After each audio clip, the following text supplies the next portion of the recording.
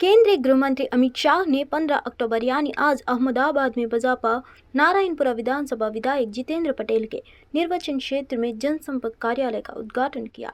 इस अवसर पर गुजरात के मुख्यमंत्री भूपेंद्र पटेल भी उपस्थित थे। गृह मंत्री अमित शाह ने जनसंपर्क कार्यालय का दौरा किया है और नवनिर्मित कार्यालय में एकत्र हुए पार्टी कार्यकर्ताओं का अभिवादन किया है।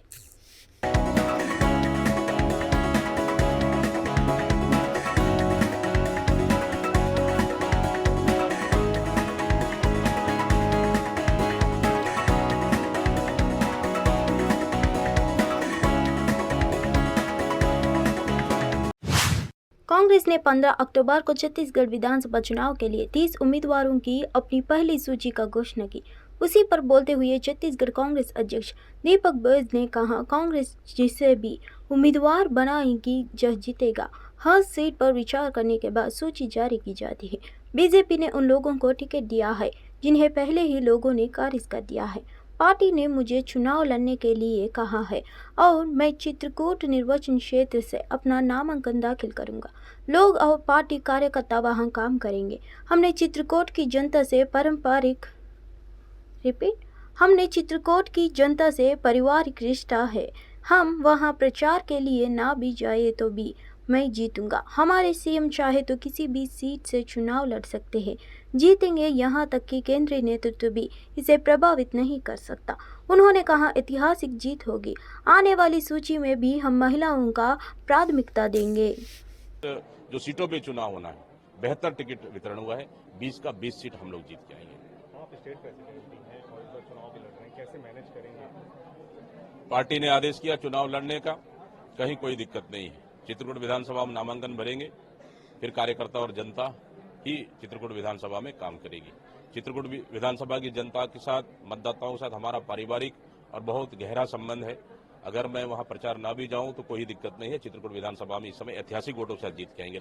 इसके अलावा हमको बाकी विधानसभाओं में प्रचार में भी कहीं फर्क नहीं पड़ेगा, बल्कि फायदा होगा।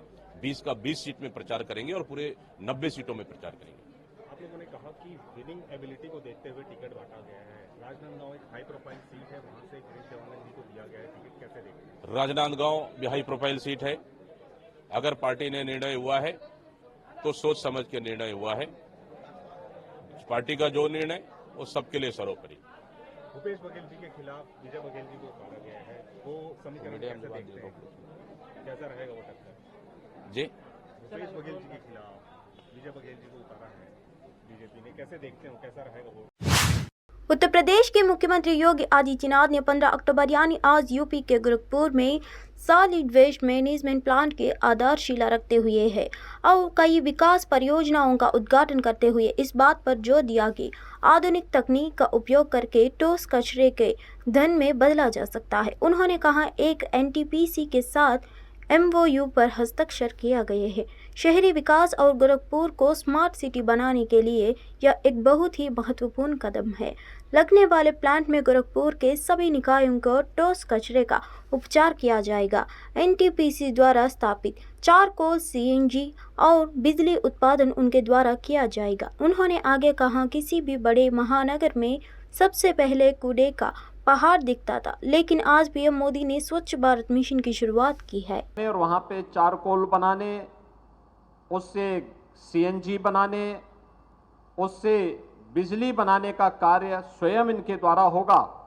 इस पूरे कार्यक्रम के लिए मैं नगर निगम गोरखपुर और गोरखपुर के सभी महापौर, पार्षद और महानगर वासियों को, विभिन्न नगर पंचायत के नागरिकों को हृदय से बधाई देता हूं, अपनी शुभकामनाएं देता हूं। गंदगी के ढेर, आप किसी भी बड़े महानगर में आप चले जाइए, सबसे पहले आपके दर्शन होते थे एक बड़े से ढेर पर, एक बड़ी सी पहाड़ी पर, वो कूड़े का पहाड़ हुआ करता था।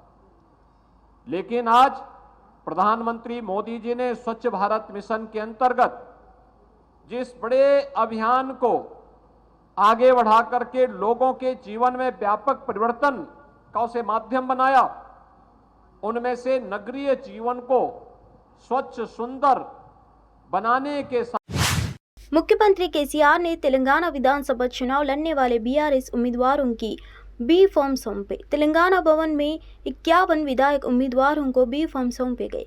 केसीआर ने कहा कि प्रत्येक उम्मीदवारों को 2 बी फॉर्म उपलब्ध कराए जा रहे हैं। उन्होंने कहा कि बी फॉर्म कल उपलब्ध करा दिया जाएगा। केसीआर की ओर से गंपा गोवर्धन और मंत्री प्रशांत रेड्डी के ओर से एमएलसी कविता ने बी फॉर्म प्राप्त किया। संयुक्त मेडक महबूबा नगर, खम्मम, निजामाबाद और आदिलाबाद जिलों के बीआरएस उम्मीदवारों की बी फॉर्म सौंपे गए। इनमें से प्रत्येक को बी फॉर्म के साथ 40 लाख रुपए का चेक सौंपा गया। इजराइल हमास संघर्ष जारी है। इसी बीच ऑपरेशन अजय के तहत भारतीयों की वतन वापसी हो रही है, जिसके चलते रविवार सुबह भारतीय नागरिकों का चौथा जत्था दिल्ली पहुंच गया है। वहीं स्वदेश लौटे भारतीय राहत की सांस ले रहे हैं। उन्होंने भारत लौटने के लिए भारतीय सरकार का धन्यवाद किया। Really hats off. एम्बेसी की तरफ से तो काफ़ी स्मूथ था, स्टूडेंट रिप्रेजेंटेटिव की तरफ से काफ़ी सपोर्ट था। इंडिया आने में कोई डिफिकल्टी नहीं हुई। गवर्नमेंट का जो भी प्रयास है बहुत सराहनीय है। तेल अवीव में नॉर्मल है माहौल, लेकिन दक्षिणी इजराइल और उत्तरी इजराइल में काफ़ी वहाँ पर भीषण युद्ध होने की संभावना है और इसलिए हम वापस आ गए हैं। हाँ? आप कहाँ पर थे? मैं तेल अवीव में था। तेल अवीव में सिचुएशन बिल्कुल नॉर्मल है। और जो गवर्नमेंट ने आपको बुलाया, क्या कहना चाहिए? गवर्नमेंट ने बहुत अच्छा काम किया है, बहुत फास्ट इन्होंने रिस्पांस दिया है 2-3 दिन के अंदर अंदर। मैं तेल अवीव यूनिवर्सिटी में थी लास्ट 2 साल से। मैं वहाँ पोस्ट डॉक रिसर्च स्टूडेंट हूँ और experience during this situation it was systematic, क्योंकि सारी गाइडलाइंस थी हमारे पास। इंडियन एम्बेसी से भी काफ़ी सपोर्ट था। जैसे ही इंसिडेंट हुआ वैसे ही हमें गाइडलाइंस के बारे में बताएंगे क्या फॉलो करना पड़ता है? लाइक फॉर एग्जांपल, अगर आप सायरन बजता है so you have to like quickly you have to go to the shelter room और स्टेयरकेस, दोनों ही सेफ होता है। So like within 60 to 90 seconds you have to reach there. और वहाँ पर 10 मिनट्स तक हमें स्टे करना पड़ता है। अगर फर्दर गाइडलाइंस आती है then you have to stay longer, otherwise 10 minutes में आप बाहर आ सकते हो। तेल अवीव में इतना खतरा नहीं फील हुआ। पर्टिकुलरली हम लोग कैंपस में थे तो ज़्यादा नहीं फील हुआ, बट हाँ जब सायरन का होता था, बिकॉज हम कैंपस के बाहर भी नहीं जा रहे थे ड्यूरिंग दिस। इंडिया आने में क्या क्या डिफिकल्टीज फेस किया आपने?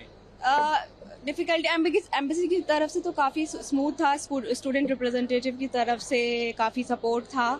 सो वो लोग हमारे कंटिन्यूअस कांटेक्ट में थे और हमें समझा रहे थे कि don't be panic, just follow the protective guidelines जो तो आपको कही जा रही है। बॉर्डर एरिया में थोड़ा ज़्यादा प्रॉब्लम है, बट पहले दिन सैटरडे को वहाँ पे थोड़ा रॉकेट्स लॉन्च करे थे उन्होंने। यरूशलेम में तो 7-8 बार सायरन बजा था, बट उसके बाद इट वाज क्वाइटर। सायरन बजने के बाद क्या गाइडलाइंस होती है? सायरन बजने के बाद जनरली वो रिकमेंड करते हैं कि आप लोग जो है शेल्टर में चले जाइए, और अगर जहाँ पे शेल्टर नहीं है वहाँ पर आप जो है स्टेयरकेस जो होता है उसके नीचे जाके खड़े हो जाइए। शेल्टर में जाने में कितना होता है? 30 सेकेंड्स। इंडिया आने में कोई डिफिकल्टीज हुई आप लोगों को? इंडिया आने में कोई डिफिकल्टी नहीं हुई। गवर्नमेंट का जो भी प्रयास है बहुत सराहनीय है। क्या कहना चाहेंगे भारतीय सरकार? भारतीय गवर्नमेंट को बोलना चाहूँगा थैंक यू वेरी मच, और हमें पूरा कॉन्फिडेंस था कि अगर कोई भी सिचुएशन बिगड़ेगी तो कोई और लोग वहाँ पे फैमिली मेंबर्स जो जानने वाले हों जो फंसे हुए हैं? बहुत सारे फ्रेंड्स थे, पर वो आज ज़्यादातर लोग यहाँ आ चुके हैं। Indian government Modi ji